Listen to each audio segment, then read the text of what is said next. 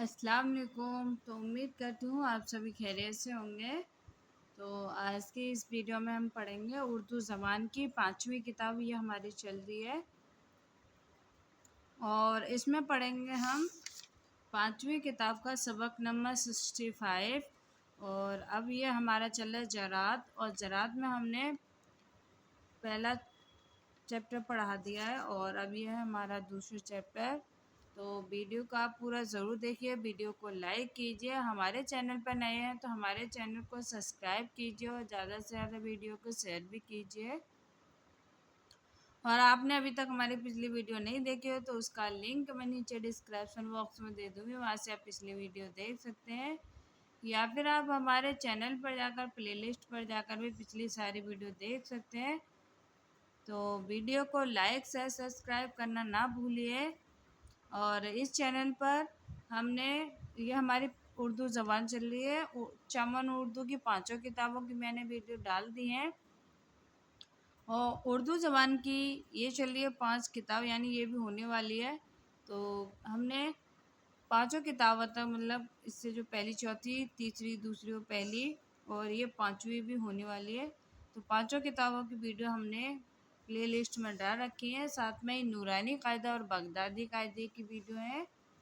और उसके बाद हमने शुरू कर दिए थे कुरान शरीफ के पारे। तो अब हमारा चल रहा है 14वां पारा, 14वां पारा भी हमारा होने वाला है। तो 14वें पारे के 20 रुकू तक मैंने वीडियो डाल दी है, तो वीडियो को आप ज़रूर देखिए और वीडियो को लाइक शेयर सब्सक्राइब करना ना भूलिए। तो चलिए हम इस वीडियो को शुरू करते हैं। तो आज की इस वीडियो में हम पढ़ेंगे ज़रात के काम और उनके फ़ायदे। ज़रात के काम और उनके फ़ायदे। तो वीडियो को लाइक शेयर सब्सक्राइब करना ना भूलिए। तो चलिए शुरू करते हैं। अऊज़ु बिल्लाहि मिनश शैतानिर रजीम, बिस्मिल्लाहिर रहमानिर रहीम। ज़रात के काम और उनके फ़ायदे। नंबर 1, अब ये बताइए कि ज़रात करने वाले को क्या क्या काम करने चाहिए जिनसे उसको फ़ायदा हो। तो इसका ये क्वेश्चन है और इसका जवाब है, अव्वल तो ज़रात करने वाले को इल्म ज़रात हासिल करना चाहिए, यानी ज़रात वाला इल्म हासिल करना वाजिब है, यानी ज़रूरी है, ताकि जो काम करे समझ कर करे, फिर हर काम को हाथ से करके समझे, ताकि बखूबी समझ में आ जाए और इसी अजनास पैदा करे जो अच्छी से अच्छी कीमत पर बिके और ज़्यादा से ज़्यादा नफ़ा उसको हासिल हो। नंबर 2, अहल ज़रात को ऐसे जानवर भी पालने चाहिए जिनके फ़रोख्त मतलब होता है बेचना, फ़रोख्त से मनफ़ाअत हो और खेती के लिए खाद मिले।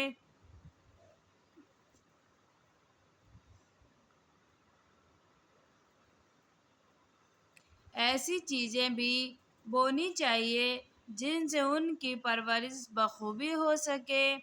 जानवर के अमराद की पहचान और उनके इलाज भी सीखना चाहिए, ताकि उनके जानवर सही व तंदुरुस्त रहें। तरक्की नस्ल की कायदा का जानना भी ज़रूरी है, ताकि ऐसे बच्चे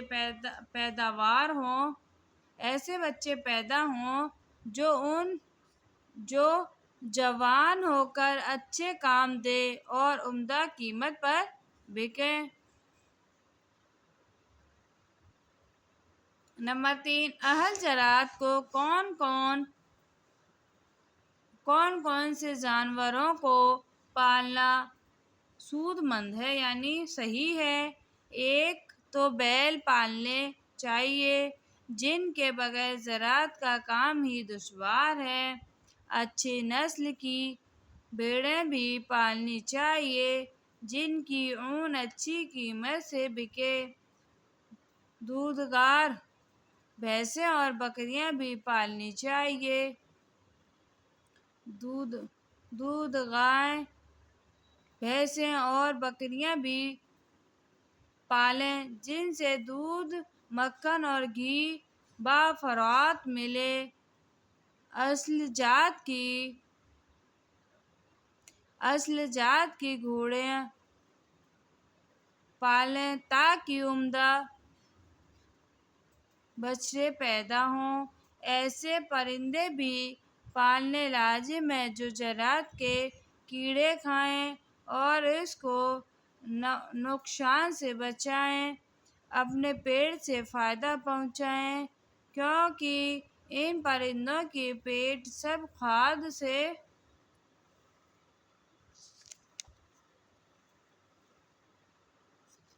عمدہ کھاد ہے۔ نمبر 4، شہد خطوں میں زراعت کرنے والے ریشم کے کیڑے بھی پالتے اور ان سے ریشم پیدا کرتے ہیں۔ بعض ممالک کے اہل زراعت تالابوں میں مچھلیاں پالتے اور ان کی نسل بڑھاتے ہیں۔ علاوہ بریں شہد کی مکھیاں پالنا اور شہد پیدا کرنا، پھلواریاں لگانا، پھولدار اور سایہ دار درخت بونا بھی اہل زراعت کے کام ہیں۔ یہ بتائیں زراعت کرنے والے کو کون کون سے چارے اپنے جانوروں کے لیے بوئے؟ سب سے پہلے چارہ جوار ہے جس کو کڑوی جانور رغبت سے کھاتے ہیں، اور رفتہ بیج بو کر 4 بار چارہ کاٹ سکتے ہیں۔ گوار بھی عمدہ چارہ ہے جس کو ہر قسم میں بولتے ہیں۔ دب گھاس بھی کھیتوں میں بونی چاہیے۔ اور بھی چند قسم کے چارہ ہیں جن کو زراعت کرنے والے بو سکتے ہیں۔ ان کے سوا ارہر، چنا، مٹر اور گیہوں کا بھوسا، جوار کا، مکئی کی ہری کڑوی، کپاس کا بنولا، تلہن کی پھلیاں جانوروں کے لیے بہت عمدہ غذا ہیں۔ غرض زراعت کرنے والے کو فائدہ اسی صورت میں ہوتا ہے۔ اپنی پیداوار کی کڑوی اور بھوسا کو بیج نہ ڈالے بلکہ اپنے جانوروں کو کھلائے اور ان کی دودھ سے،